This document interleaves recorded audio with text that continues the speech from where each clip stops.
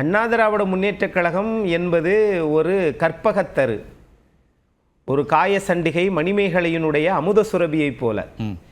இன்றைக்கு திராவிட முன்னேற்றக் கழகத்தில் ஆட்சி அதிகாரத்தில் இருக்கக்கூடிய 34 அமைச்சர்களில் ஏறத்தாழ 10 அமைச்சர்கள் அண்ணா திராவிட முன்னேற்றக் கழக உறுப்பினர்களாக இருந்து அதிகாரத்தில் இருந்து அமைச்சர்களாக இருந்தவர்கள்தான். அதிமுக தான் அவங்களுக்கு முகவரியும் அவர்களுக்கு எல்லா விலாசத்தையும் கொடுத்தது, அங்கீகாரத்தை கொடுத்துச்சு. இன்னைக்கு திமுக அமைச்சரவையில் இருக்கிறாங்க. இது ஒரு திராவிட கட்சி என்ற பார்வை ஒன்று உண்டு. அப்படின்னாலும் இதை சொல்லுவாங்கல்ல சார் தமிழ்ல, அற்ற குளத்தில் அருநீர் பறவைகள்.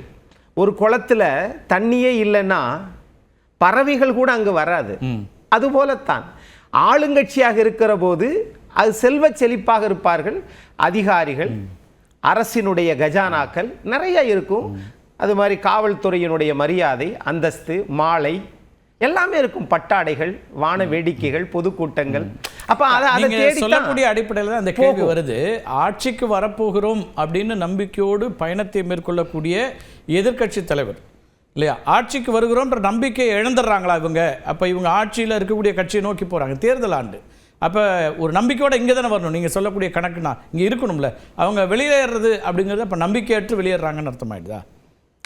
இல்லை, அவங்க நம்பிக்கை என்னன்னு தெரியல. இங்கே கட்சிக்கு நம்பிக்கையற்று போகிறாங்களான்றதை காட்டிலும் இதுக்கு முன்னாடி கொஞ்சம் மரியாதைக்குரிய நாடாளுமன்ற உறுப்பினர், நம்முடைய முன்னாள் நாடாளுமன்ற உறுப்பினர் திரு அன்வர் ராஜா, முன்னாள் மாநில அமைச்சர், அது மாதிரி வக்ஃப் போர்டினுடைய தலைவர், பெரிய பெரிய பதவிகள் எல்லாம் அம்மா அவர்கள், புரட்சி தலைவர் எம்ஜிஆர் அவர்கள், மாண்புமிகு எதிர்க்கட்சி தலைவர் எடப்பாடி பழனிசாமி அவர்கள்லாம் கொடுத்து அலங்கரித்து தான் வச்சுருந்தாங்க. ஆனாலும் இன்றைக்கு மாறி இருக்கிறார்கள். அப்படின்னா இவரை விடுங்க, இப்போ தேர்தல் வருதுன்னு சொல்கிறீங்க.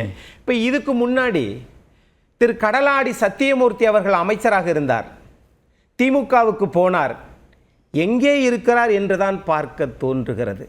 முகவை தென்னவன் அமைச்சராக இருந்தார், பழம்பெரும் அரசியல் கட்சியினுடைய தலைவராக இருந்தார் அதிமுகவில். எங்கே இருக்கிறார்?